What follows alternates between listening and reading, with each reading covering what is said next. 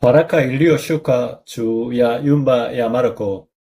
Matendo ya Mitume 1:1-14. Utangulizi. Kwa nini Yesu aliwaambia wapokee ujazo wa Roho Mtakatifu? Ni neno la mwisho kabisa aliwaambia wanafunzi wake. Yesu alisema mwishoni kabisa, lakini mtapokea nguvu Roho Mtakatifu akiisha kuwajilia juu yenu. Sababu hakika shetani yupo. Mungu anafanya kazi kupitia Roho Mtakatifu ili kulinda sisi.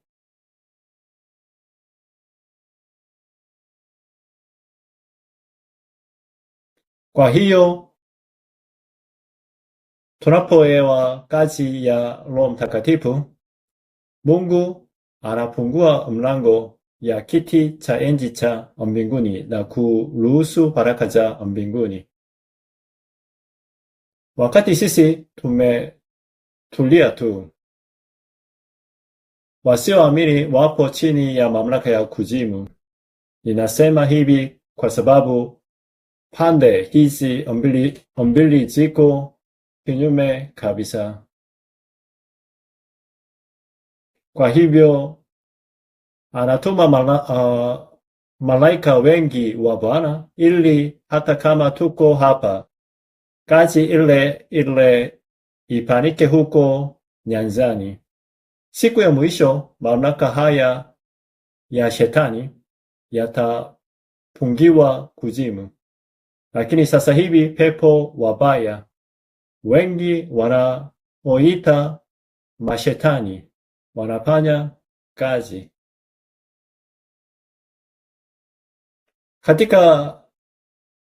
Katikati ya haya matatizo ya kiroho yanakuja na mlango wa uinjilishaji wa ulimwengu unafunguka. Siku moja mlango huu wa baraka utafunguka kwenu. Mlango wa harakati za uinjilisti utafunguka.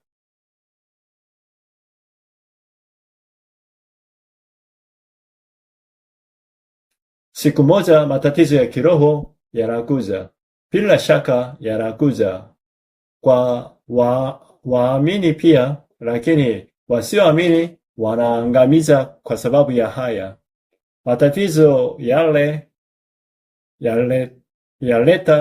yanafanyika kote ulimwenguni. Ndio maana aliahidi, pokeeni ujazo wa Roho Mtakatifu. Watu maskini sana walikusanyika katika kanisa la kwanza. Hata hivyo Mungu aliwapa majibu makuu muno.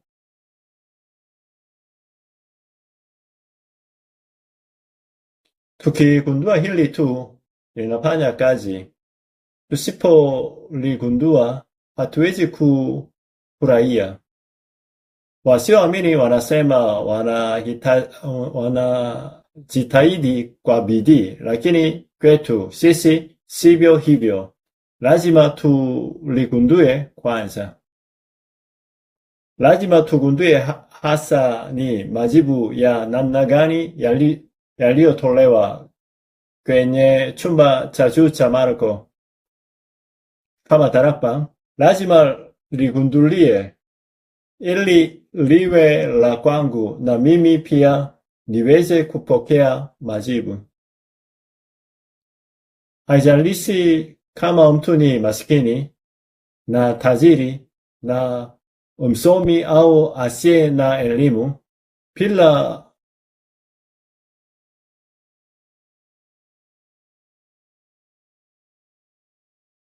bila kujua Injili na bila kupokea hata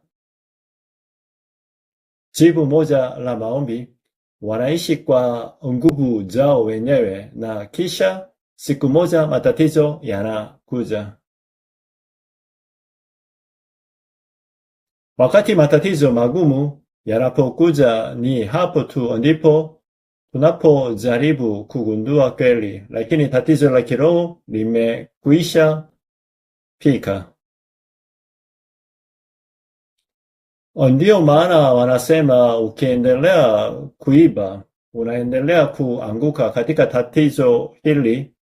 Watu wengine wanaponasua katika tatizo la kiroho na tatizo halisi la maisha, wanakuwa wa ajabu.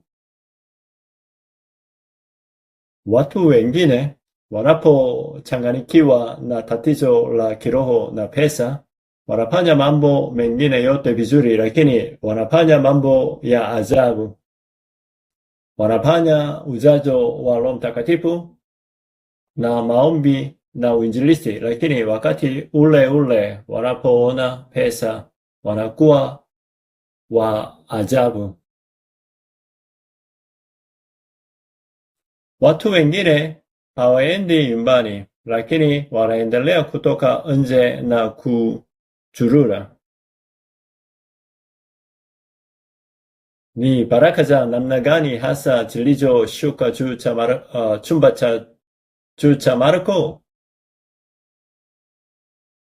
Kwa sababu jambo huu imewajia nini na mimi kwa njia ile ile, lazima tuligundue.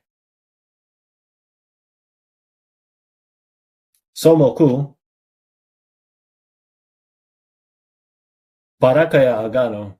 Kwanza ni baraka ambapo ahadi zote zilizokuwepo hadi sasa zinatimiza. Hamtakiwi kusahau hili. Baraka hili ilianza katika chumba cha juu cha Marko.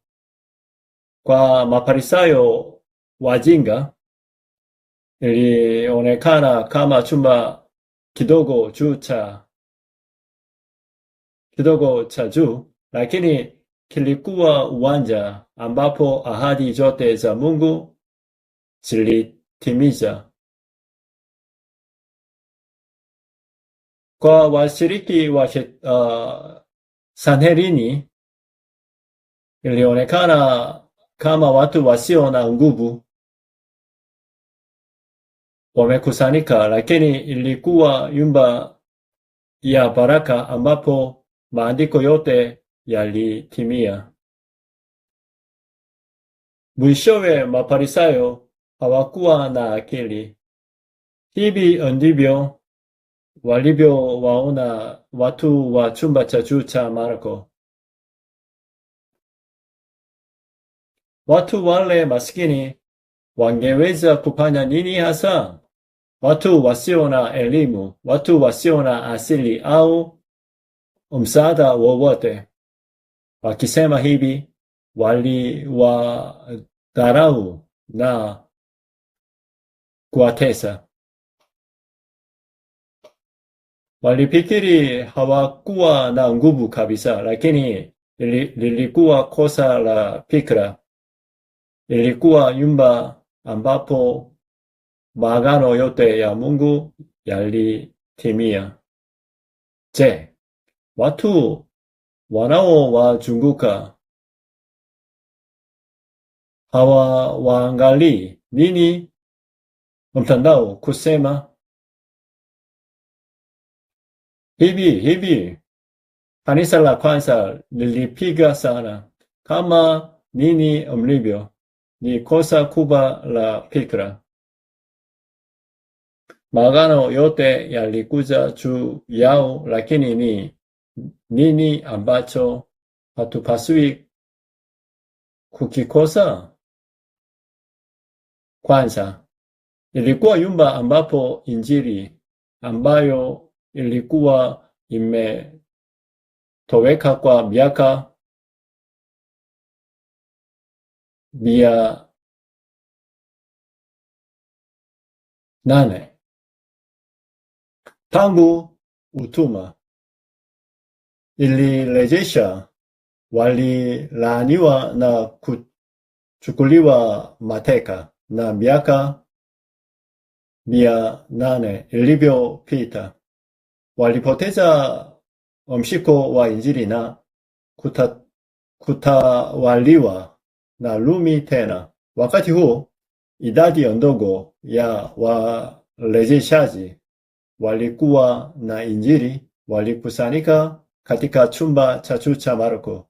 Ingawa hawakuwa na pesa, hawakuwa na msaada au asili yoyote, lakini walikusanyika hapa. Je, Israeli haikupoteza mshiko wa Injili na kwenda utumwani Babeli? Tangu wakati huo hadi kanisa la kwanza ilikuwa miaka 8. Kwa nini walishindwa kutambua hivi? Lazima muangalie kwa makini ni mahali pa namna gani nyumba ya Marko ilikuwa siku ya Mungu iliyoanzisha kupitia Musa miaka 1500 iliyopita. Ni Pentekoste. Hii ilifanya kazi kupitia ujazo wa Roho Mtakatifu katika chumba cha juu cha Marko baada ya miaka 1500. Mafarisayo wanaweza kujisikia vibaya. Waandishi wanaweza kukasirika sana, na wakuu wa makuhani wanaweza kuwa na bibu, lakini ni kweli. Angalieni historia ya makini. Kazi ya Mungu haiwezi kujizuia kufanyika. Masihi aliyetaribiwa tangu Agano la Kale alikuja, na katika Kigiriki cha Agano Jipya yeye ndiye Kristo. Mahali ambapo wale walioshikilia agano hili walikusanyika palikuwa chumba cha juu cha Marko. Hata sasa watu wananiuliza maswali. Kwa nini mchungaji unasema kwamba uinjilisti ni kila kitu, wakati kuna mambo mengine mengi mazuri pia? Kuna mambo mengi ya kanisa kufanya. Kwa nini unaendelea kusisitiza Injili pekee? Mahubiri yanatakiwa kuwa na namna mbalimbali. Kwa nini unasema tu kwamba Yesu ndiye Kristo kila siku? Hivyo ndivyo walivyopoteza mshiko wa Injili.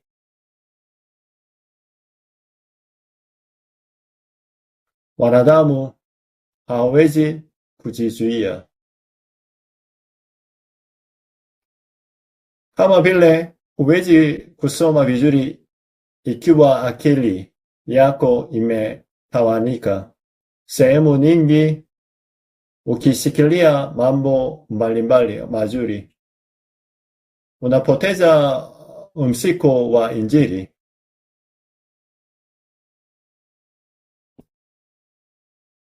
Kidogo kidogo hadi unapoteza kabisa. Ni baada tu ya kushindwa kabisa ndipo unapotambua kwa nini iko hivi. Walichukuliwa mateka na kisha wakatawaliwa tena. Wakati huu, kwa sababu hakuna kitu kingine isipokuwa Injili inayovunja giza, hii ni ili Mungu alejeshe. Aliwaita watu wachache kama masalia, remnant, waliokuwa na Injili. Ni uwanja ambapo watu waliojua sababu ya Injili pekee walikusanyika. Watu kama hao walikusanyika katika chumba cha juu cha Marko. Je, mnavyojua kwa nini aliwaita masalia kama remnant? Sasa katikati ya Injili kutoweka kwa kiasi kikubwa hivi. Makanisa ya kawaida ya nje yameelewa vibaya maneno haya. Wanasema sisi basi ni nini? Ni swali ile ile kabisa. Kanisa la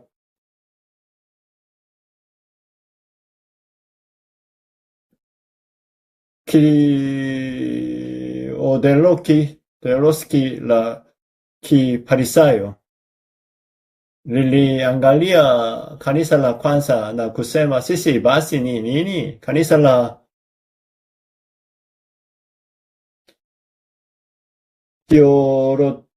Orthodoksi la Katoliki kama asili ya Katoliki, asili ya Kifarisayo lilimwambia Luther aliyetaka kurejesha Injili pekee, sisi basi ni nini? Historia inajirudia kwa njia ile ile kabisa. Hivi ndivyo shetani anavyofanya. Kwa sababu masalio remnant wameita kwa sababu ya Injili sasa hivi, mtaona ni mambo ya namna gani yatafanyika mbeleni. Labda nini hamjui vizuri pia. Labda hamjui vizuri jinsi mlivyobarikiwa sana. Mimi pia sikuwa najua. Nilipokuwa nikifanya harakati za uinjilisti, sikuwa nafikiri kwamba Mungu angebariki hivi. Kwa sababu maagano yote yanakutana, baraka za agano haziwezi kujizuia kuja. Utakuwa chemichemi ya baraka ni sawa kabisa na baraka aliyopokea Ibrahimu. Kupitia wewe mataifa yote watabarikiwa, ni baraka ya uwakilishi. Kupitia wewe na kupitia uzao wako mataifa yote watabarikiwa, ni baraka ya kijeshi ya kazi. Kupitia uzao wako mataifa yote watabarikiwa, ni baraka ya kumbukumbu. Hakuna mtu atakayeweza kusimama dhidi yako. Ni nani anayeweza kumshinda yule anayeshikilia agano? Ni baraka isiyozulika. Hii ndiyo baraka ambayo masalio remnant wameipokea. Ikiwa mmoja wenu tu anapokea jibu, ni jambo la namna gani litafanyika? Hili ni kubwa sana.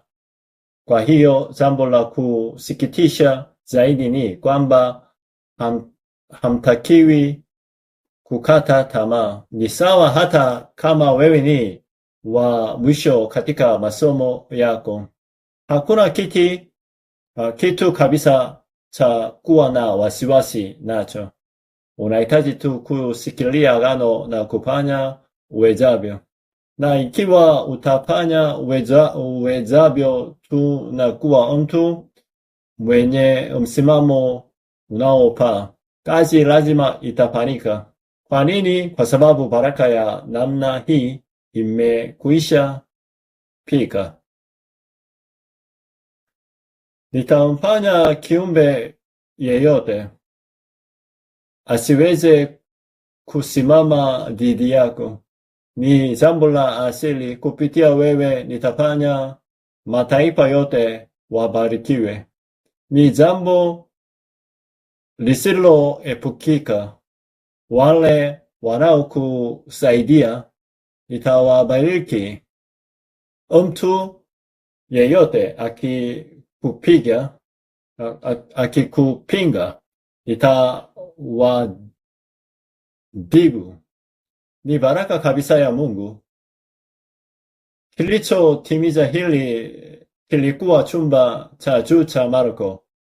Ndio maana kutaka kuanza harakati za chumba cha juu zilizotokea katika kanisa la kwanza, ndivyo hasa harakati za Darakbang.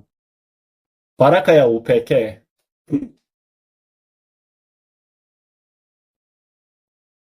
Pili, sasa hivi ninaongelea kuhusu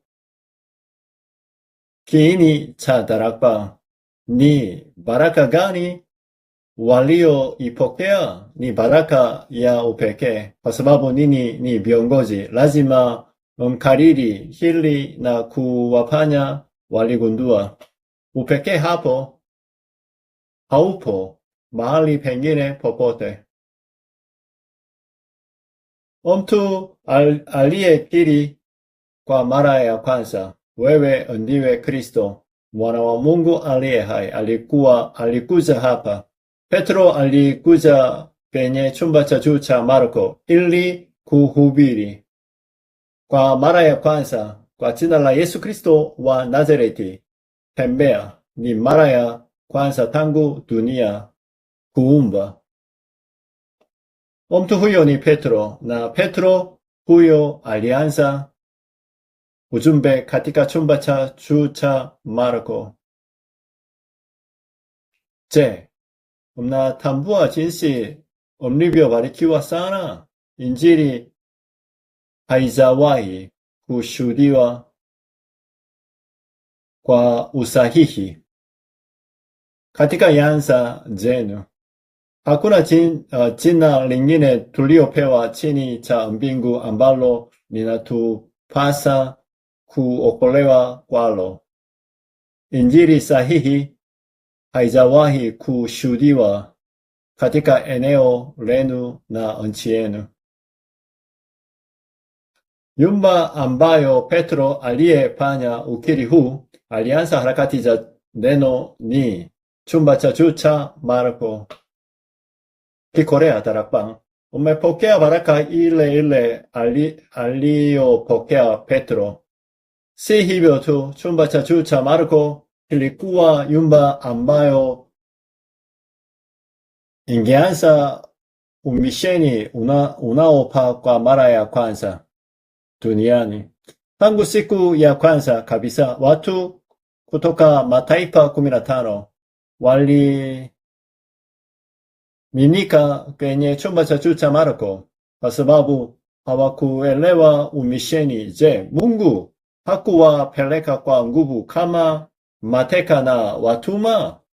Ninachosema si kitu nilichofanyia utafiti, bali kiko vivyo hivyo katika Biblia. Hamtakiwi kukikosa. Ni Matendo wa 1:1. Yesu ndiye Kristo. Matendo wa 1:3. Ufalme wa Mungu. Matendo wa 1:8. Ujazo wa Roho Mtakatifu atakuwa nasi kupitia ujazo wa Roho Mtakatifu hadi siku atakaporudi. Kwa hiyo siku za Jumapili lazima muhatarishe maisha yenu kusikiliza ujumbe vizuri. Hata sasa hivi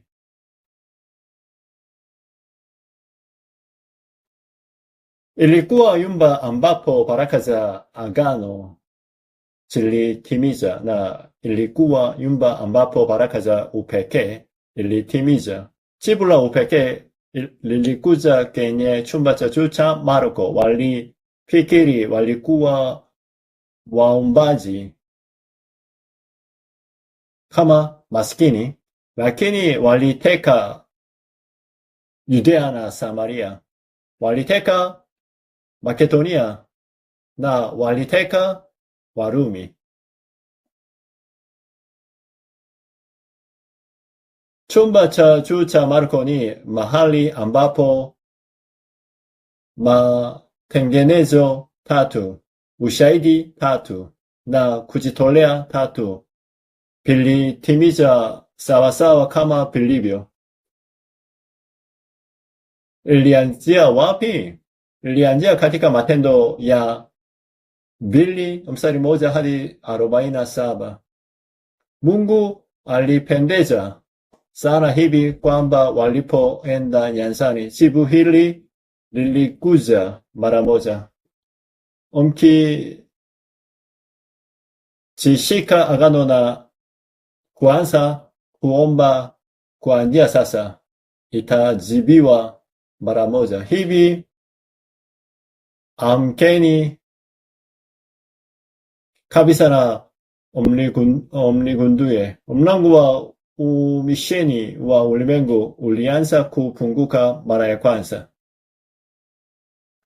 Ndio maana lazima iende sawa sana utimilifu wa maneno katika Warumi 16.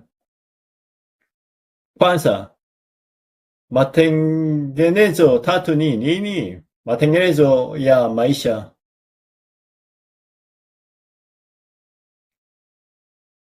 Mkitambua Injili lakini msipotengeneza maisha yenu,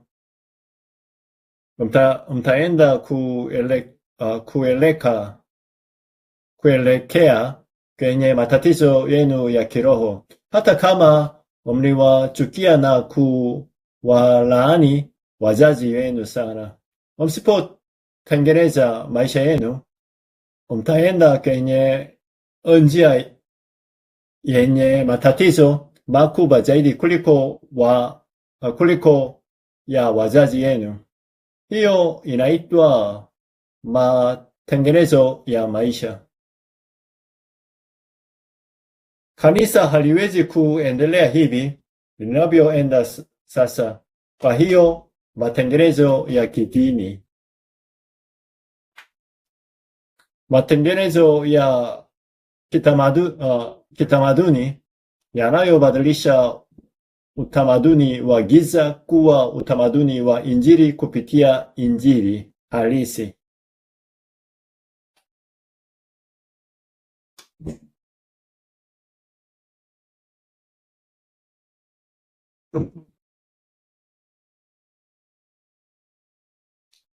Ushindi tatu si lengo letu kuu.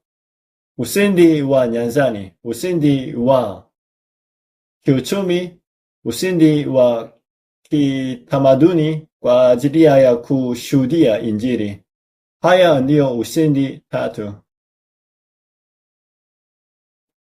Kujitolea tatu ni nini? Kujitolea kwa kuweka rehani maisha ni nini? Ni Immanueli. Mungu yu pamoja nani. Kujitolea kwa kuhatarisha maisha ni nini? Kuwa na nguvu inayostahili kuhatarisha maisha ya mtu. Kusimama kama shahidi anayeokoa maisha. Kanisa ambao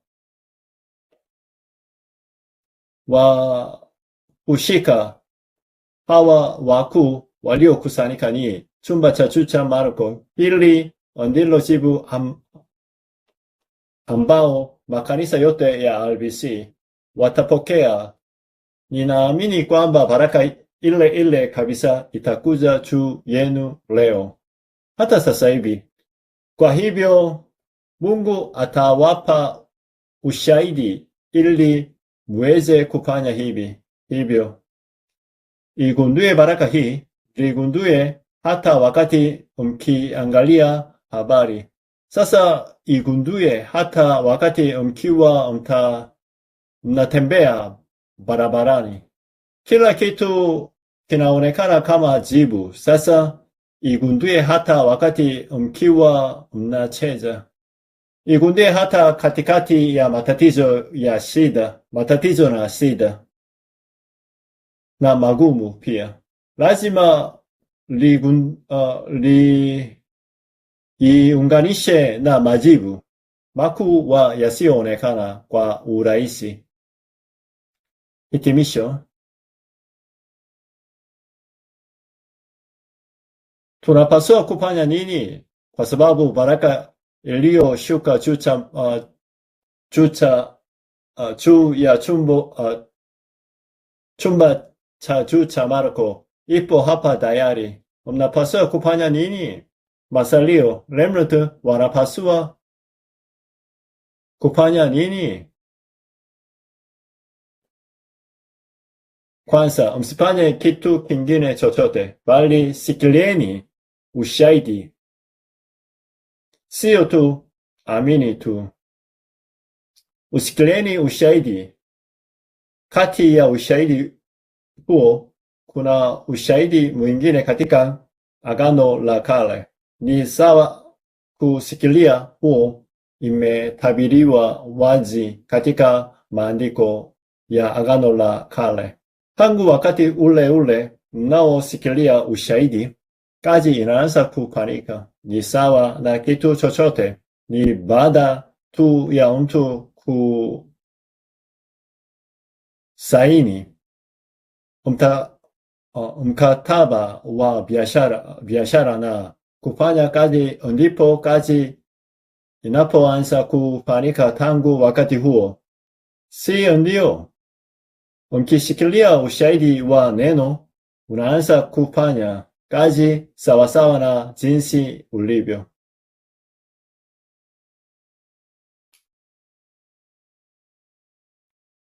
Kati ya hayo, lile linalolipenda zaidi ni kwamba yeye anasikilia ufunguo wa Daudi. Kile anachokipungua hakuna mtu anayeweza kukipunga, na kile anachokipungua hakuna mtu anayeweza kukipungua. Mtu huyo ni Yesu Kristo, na yeye yu pamoja nani. Sikileni ushahidi huo. Hata sasa hivi unaweza ukiri. Pili, tunawezaje kufanya hivyo? Njia ya kufurahia baraka hii yote imeandika katika maudhui haya, na hii inaita ufalme wa Mungu. Furahieni ufalme wa Mungu sasa hivi kabla ya kwenda mbinguni. Kila mahali ninapoenda ninaigundua ni nini mpango mkuu wa Mungu na ni nini baraka kuu wa Mungu. Mkigundua halo tu, hakuna kitu kingine isipokuwa maombi na neno na uinjilisti, majibu ambayo hamkuwahi hata kufikiria yatakuja kuwatafuta. Tafakari juu yake siku nzima ya leo pia. Ni nini mpango kuu wa Mungu? Ni baraka gani ambayo Mungu anaitaka zaidi kwa ajili yangu leo? Jaribuni kuigundua. Hata kama hamwezi kuigundua, kufurahia huko kwenyewe ni ufalme wa Mungu. Kila mahali mnapoenda, mkifanya maombi ya wakati maalum na maombi ya kila wakati, ni ufalme wa Mungu. Ninawabariki katika jina la Yesu ili mufurahie hili. 3. Kuwa na uhakika. 5. Neno uhakika halimaanishi kuamini kwa nguvu, bali kuamini kulingana na ukweli halisi.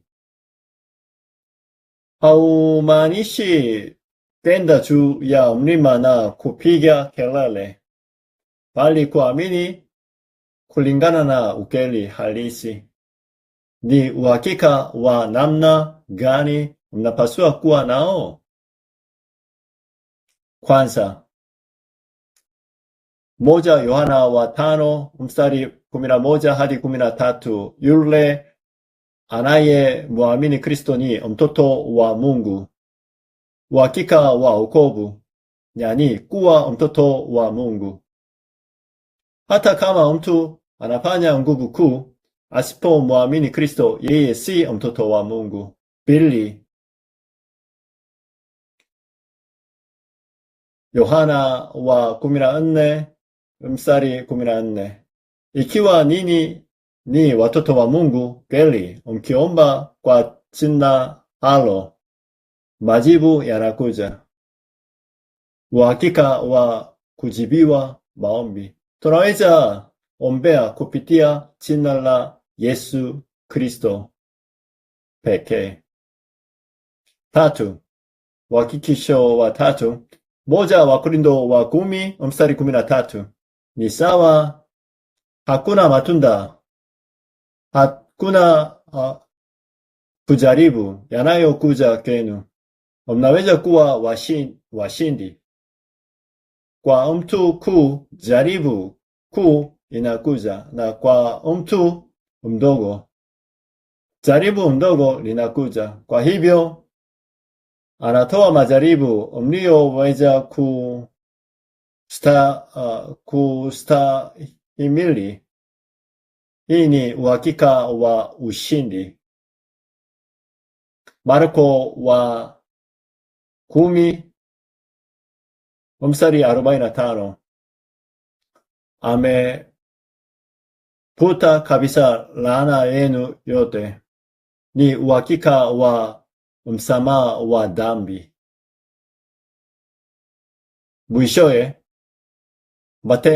Mathayo wa 28 mstari 20. Kuna watu wengi wanaosema mambo ya ajabu na kuna mafundisho mengi ya ajabu, lakini msiwaamini. Yesu alimaliza kila kitu msalabani. Ikiwa si kupitia damu ya thamani ya msalaba wa Kristo, haiwezi kutatuliwa. Atawaongoza kwa Roho Mtakatifu hadi mwisho wa kabisa. Uhakika wa mwongozo.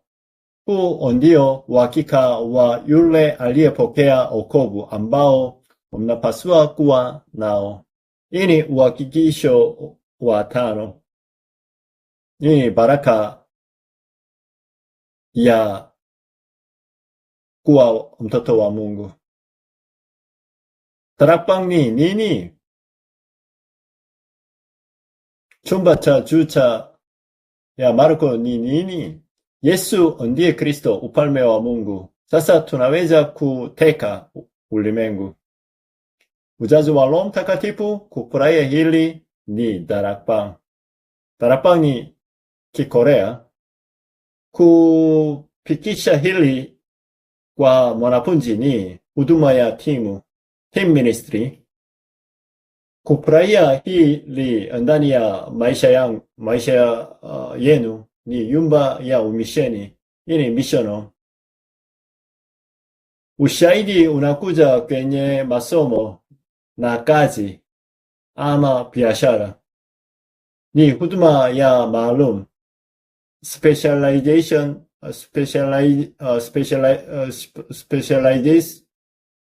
ministry. Wanafunzi wanakusanyika kwa ajili ya uinjilisti ni kanisa la Kiganda, kanisa la tawi.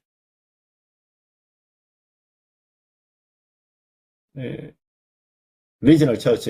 Hata kwa wale ambao ilikuwa haifanyi kazi wao. Natumaini mnapokea majibu kwa njia sasa. Mkigundua kazi inatokea kwa mtu yeyote. Mwishowe, kwa nini alianza baraka hii kuu katika chumba cha juu cha Marko? Je, isingekuwa rahisi zaidi kuifanya kwenye hekalu la Yerusalemu? Je, isingekuwa rahisi zaidi kuifanya kwenye hekalu la Herode? Mungu ni Mungu mwenyeji. Kwa nini alifanya katika chumba cha juu cha Marko? Kuna sababu moja tu pekee, ni moja. Wakorintho wa 1 mstari 18 hadi 31. Ni kushuhudia kwamba nguvu hii kubwa haitoki kwa nguvu za kibinadamu, bali inapaniwa kwa nguvu inayotoka kwa Mungu. Badala yake aliwaita maskini ili kuwaabisha matajiri, na aliwaita wanyonge ili kuwaabisha wenye nguvu. Ni nini sababu ya jambo halo? Inamaanisha kwamba Mungu amewaokoa nini? Inamaanisha kwamba Mungu ataendelea kuwaongoza nini mbele ni pia. Kwa yule kiwete, inuka utembee. Hapo awali watu kila mara waliotoa sarafu, lakini hiki si kinachohitajika. Inuka utembee. Zaidi ya hayo, kuinuka ya kutembea si jambo kuu. Nilicho nacho ninakupa wewe. Macho ya Petro yalifunguliwa. Masalia na watumishi ya RBC wanatakiwa kupungua macho yao. Mnatakiwa tu kujua kitu kimoja na kenda. Kwa nini RBC inasisitiza harakati za uinjilisti za saa 24 na maombi na kusisitiza umri wa maafisa wa kanisa?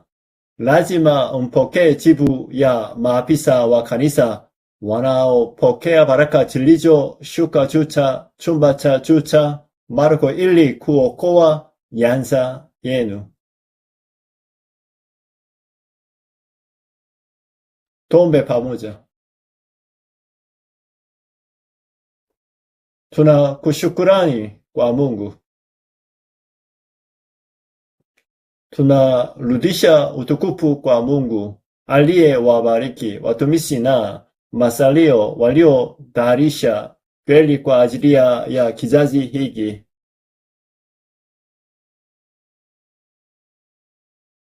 Wao wenyewe labda hawajui vizuri, lakini tafadhali wajalie utambuzi na hekima. Hawapati uzoefu kamili wa jinsi walivyo watu wa thamani na waliobarikiwa, lakini tafadhali fungua macho yetu ya kiroho ili tuweze kuona mara kwa mara. Tunaomba katika jina la Yesu Kristo.